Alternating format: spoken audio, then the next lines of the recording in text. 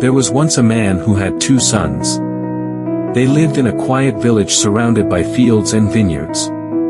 The father was a kind and patient man, the kind of father whose eyes smiled even when his words were few.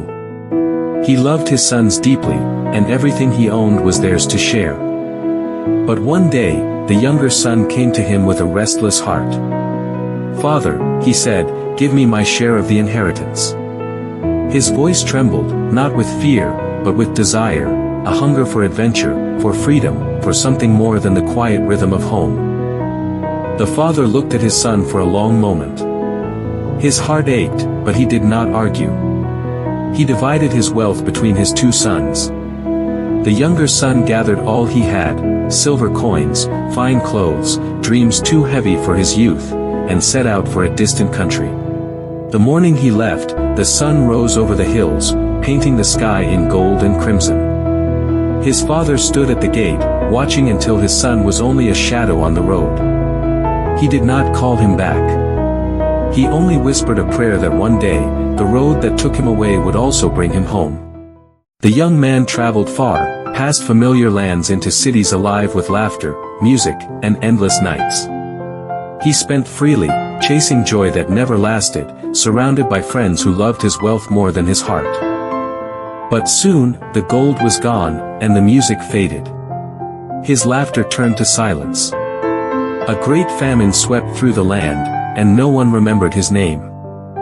Days turned into weeks, and the young man's laughter faded like music from a distant room. The friends who once raised their cups in his name were gone. The lights of the city, once bright and full of promise, now only reminded him of what he had lost. His silver was spent. His clothes grew worn. He wandered the streets, hungry and hollow, watching others feast while he searched for scraps. Because of the great famine that struck the land, even the proud grew desperate, and the poor, invisible. One morning, weak with hunger, he found work in the fields of a foreigner. The man sent him to feed his pigs. There, among the mud and the stench, the son of a kind father, desperate and alone, longed to eat the pods the pigs devoured, but no one gave him even that. In that place of shame, his thoughts turned homeward. He saw, in memory, his father's house, the fields golden in the sunlight, servants laughing as bread baked in the oven. Tears filled his eyes.